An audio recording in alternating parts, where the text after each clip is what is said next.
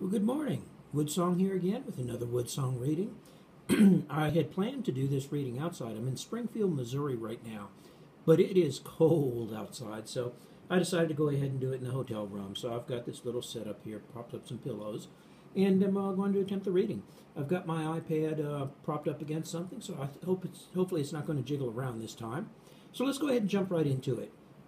The first card, well, actually, we've got three cards again. So we're doing the same type thing. Three cards. First card is going to suggest some starting point, something might want to consider. Second card is going to offer some more information about that starting card. And that third card is going to represent some type of resolution we might want to consider in order to achieve that resolution. So let me go ahead and turn over this first card. And we have the Knight of Pentacles. Now, I'm using the Hanson Roberts deck today. It's illustrated by Mary Hanson Roberts. I use this deck a lot when I'm doing readings for young people, for 15 and under or something like that. It's a very friendly deck. The images are very friendly. They're non-threatening. There's no nudity in it or anything like that. So parents always seem to appreciate it when I pull this one out for the kids. We're starting off with the Knight of Pentacles. Now, the Knight of Pentacles is a very solid, steadfast person. If we could see his horse is not racing. He's just kind of sitting there on top of his horse. And, I wouldn't want to try to get past this guy. He looks like somebody who's going to hold the line and, do his job, do what he's supposed to do. He's not very imaginative, but he's very, very trustworthy, very loyal. You can always count on the Knight of Pentacles. If you want to have somebody at your back, you want to have the Knight of Pentacles at your back. Now, his downside is that he's not very imaginative. He sees something, if he's been instructing that this is the way he should interpret something, he's always going to interpret it that way. So he tends to see one side of an issue. Now, the side he tends to see tends to be the side for the good and the noble.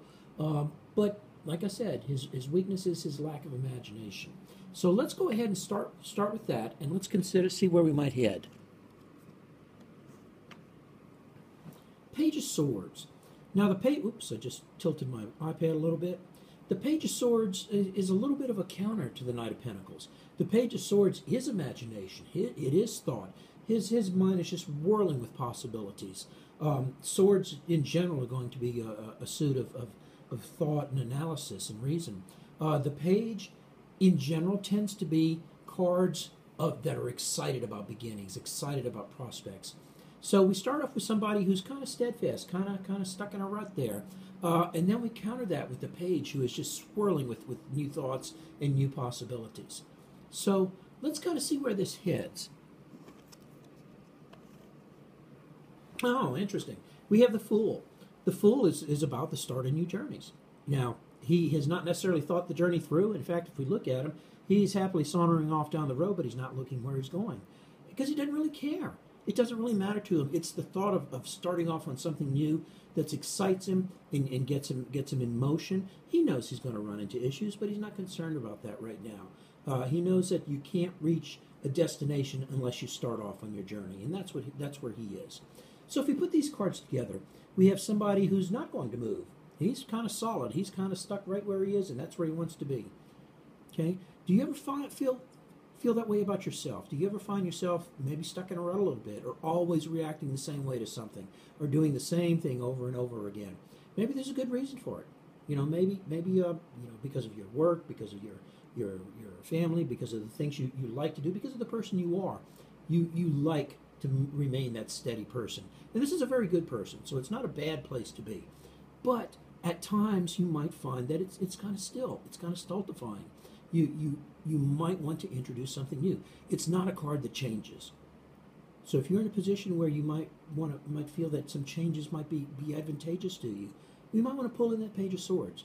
The Page of Swords is that just swirling with ideas. His mind is full. He's excited about possibilities. He's considering everything. From there, we move from someone who's stuck in one place. We move to somebody who's considering all kind of possible changes, and then we move to the Fool, who is putting things in motion. He's settled on something, and he's decided, this is what I want to do. I don't know exactly where it's going to end out, but I know this is the direction I want to head.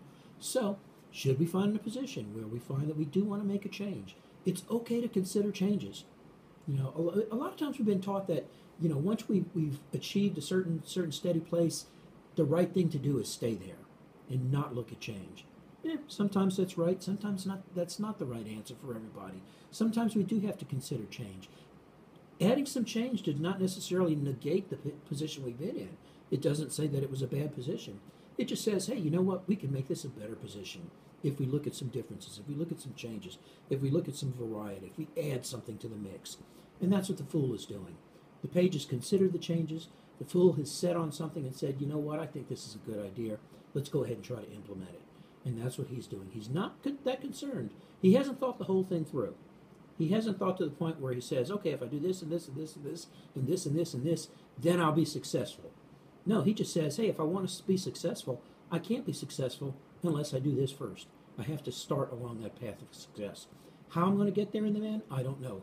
But I know that I'm going to be able to cope with the things that I come up against, and I'll be able to attain the particular goal that I do want. And that's pretty much it for today. I do thank you for listening in.